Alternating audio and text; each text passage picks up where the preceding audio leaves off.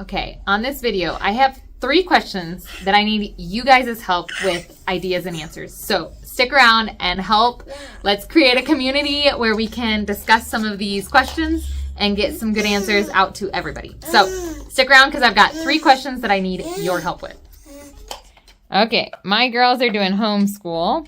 Samantha is learning how to hold a crayon and color. Eliana is working on her colors and shapes. And while they are over here doing their homework pages, I figured I would try to answer a few of you guys' questions about OCC. We are planning on doing our evangelism event where we give out the shoe boxes and share the gospel this Saturday, April 12th. And we are so excited. It has been a long time coming. You guys have followed along with us. There have been various delays, some of them on our end, some of them globally, nationally, all sorts of crazy things. All this week, I am filming anything and everything that pertains to Samaritan's Purse. So everything that we need to get prepped for the evangelism event, everything we need to get prepped for the first week of discipleship. We are creating discipleship for the roughly 2 to 6 year olds, anyone that doesn't know how to read or write yet, and for the youth. Even though the youth do not get a shoebox, we're doing a special youth event and we're doing like a kickoff to our youth group. And we want them to go through the same 12 lessons just so that everybody in the church is on the same page. But the Greatest Journey booklets don't apply to our youth, and we don't have booklets for them, if that makes sense. So we're going to do the same Bible stories, but we're going to create a curriculum for the youth. And in our last video, I actually opened a package from you guys, and it had some of the stuff that we need for comb binding, and we are going to do the younger kids and the youth curriculum comb binded so that they have little manuals as well. So thanks to you guys, we're going to get to bind those and make them look a little bit more professional, a little bit more just nice for the kids. So we're really excited. Speaking of packages, I just realized before I even get into answering your questions, Eliana, do you want to come help me? Because you love to do this part.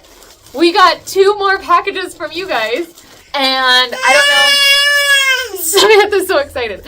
And I don't know what they are, so I don't know if they pertain to Operation Christmas Child for this weekend or what. But we're going to open them now so that we have them for the week. Eliana, do you want to help me? Yes. I already cut this one open because I thought it was something we ordered, but it's from you guys. All right, go ahead and take it out.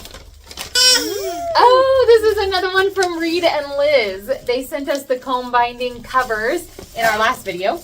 And this one just arrived. It says, "We have been so blessed from your YouTube videos. It's an honor to be a part of OCC with you. May God bless your OCC parties this year," from Reed and Liz.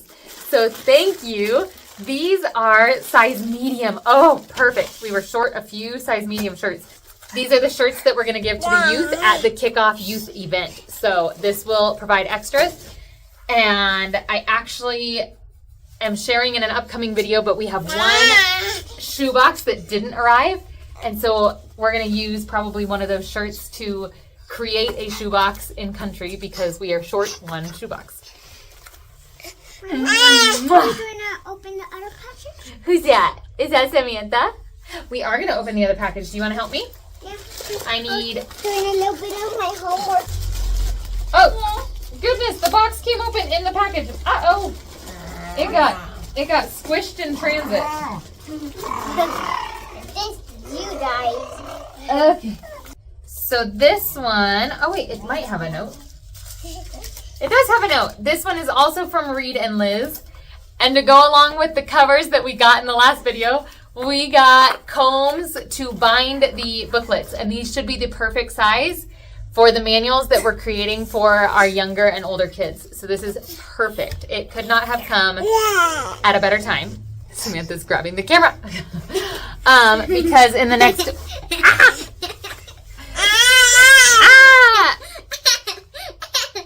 It could not have come at a better time because in the next 2 weeks, we are going to be finishing creating and printing the curriculum for our younger and oldest kids. So thank you guys.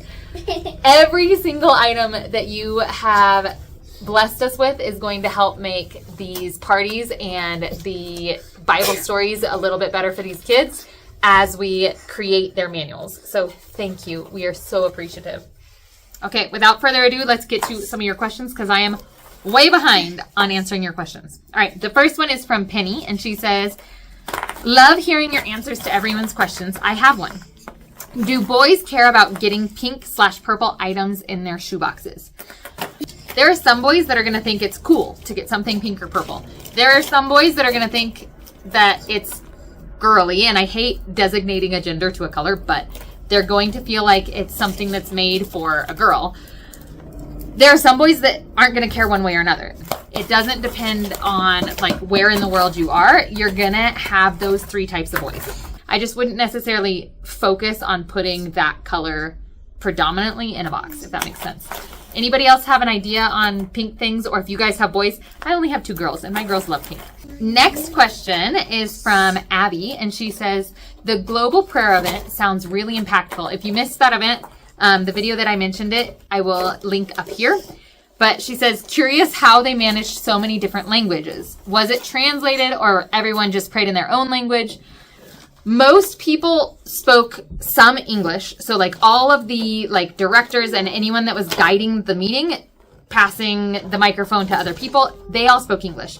But then when people prayed, many people prayed in their native languages. Some people prayed in English. Some people did like a combo, a little bit of prayer in English and then some prayer in their native language. But all of the like direction was given in English, and then the prayer happened in so many different languages. It was beautiful. Absolutely beautiful. Also, if you hear a kid playing, it's because the box is open, and so this has become a toy. And then I will find a place to store it in a minute. Jesus died on the cross, Samantha. Jesus died on a cross. See? See, Samantha? Jesus died on a cross. Those are precious moments that you don't want to miss. Okay, I'm going to read Mel's entire question. She asked a really interesting question that I've never heard before. And I would love you guys' thoughts as well, but let's read her question. It says, would you please offer feedback regarding packers sending dog toys, which state not intended for use by children, as a toy or plushie, for the receiving child to use as a toy, as this is becoming more popular to do because packers can purchase them for a lot less money. Samaritan's Purse will not say it's unacceptable. I've emailed them multiple times about the issue. I think it may be because it would be too difficult to police in the processing center. Have you ever seen any dog toys packed to be passed off as a child's plushie? So many Facebook page admins want to ban box shaming, including pictures of terribly scantily packed boxes that make their way to the processing center. Being overly rude or demeaning about poorly packed boxes is not good. However, if these boxes are not discussed, the problem could continue to grow, somewhat due to the fact or the thought that, well, that's why processing centers have filler, and ultimately the box is another gospel opportunity. So I feel like this is 2 questions in one. One is about the dog toy, so let's talk about that one first. I personally have never seen a dog toy that I could tell was a dog toy. Is it possible that dog toys have gotten through? Yes, but I've never seen anything that stood out to me and I was like, oh my goodness, that kid got a dog toy. I've never seen that. I would say it's kind of odd, and I think the best way to respond to the question is, would you give it to your own child to play with? If it's something you would give to your own child to play with, then I would say there's no problem with packing. But if you would feel weird about giving your child a dog toy, then I'd say you should probably feel weird about giving another child a dog toy. With that being said, I think there are some things, like for instance, if it was a tennis ball, tennis balls are kind of tennis balls. So I don't think like that would necessarily matter. They're not going to be able to tell, unless it has dog bones on it, that the tennis ball came from a dog toy section versus a child section. So I don't know. That's a hard question because I understand that cost is a huge factor in packing boxes. But yeah, I think the best way to say is if you wouldn't give it to your kid, it probably shouldn't go in a shoebox. I don't know. What are you guys' thoughts on dog toys? Have you ever packed a dog toy? Are there certain dog toys that you're like, oh, a tennis ball is fine, but the plushie that squeaks isn't? I don't know. What are you guys' thoughts? Because honestly, I've never really thought that through. The other thing about box shaming, yes, we do not want to be demeaning or rude about any of the videos or any of our comments or opinions. Definitely not. However, it is good to talk about the purposes of these shoe boxes, which is to show the love of Christ, and they're meant to be a gift. So yeah, you don't want a half-hearted or half-full gift. You want a gift that is going to bless the child.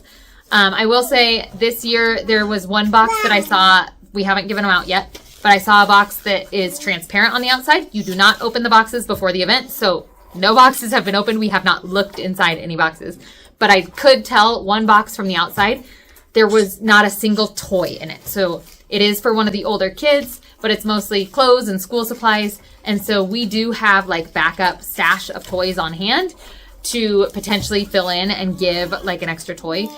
The kids love to get toys. That's one of the biggest joys is finding that toy in their box. So we definitely want, and I even had a missionary on one of our last videos make a comment about the importance of the kids getting something fun in their box. This is meant to be a gift, not just like a humanitarian aid where it's just school supplies and like practical items. This is supposed to be a gift. But yeah, I've now got 3 questions for you guys to put some comments and ideas down below. Pink and purple things for boys. What do you think? Dog toys, any ideas? I had never even, like that thought had never even crossed my mind. So I would love your ideas on that. And then the last question is about kind of the scantily packed boxes. What's the best way that we can encourage sending a quality box over sending more quantity of boxes, less quality, if that makes sense? So many questions for you guys. I need you guys' opinion because honestly, this community has become a community, and I can give my personal opinion, but it's so good to start this discussion and start this thinking so that we can talk through these at the same time. I think I'm going to end the video there. I didn't even get through half the page of questions. Oh my goodness. And I will put out a couple more videos this week with questions. Even though we're planning and prepping for our evangelism events, I'm not going to get those videos updated and edited for this week. So I want to send you guys some answers to questions while we are filming those and getting those edited and out to you guys. But keep asking good questions because you're keeping my brain thinking and creating a lot of great community discussion. And I love that. So love you guys, and we will see you guys on the next video.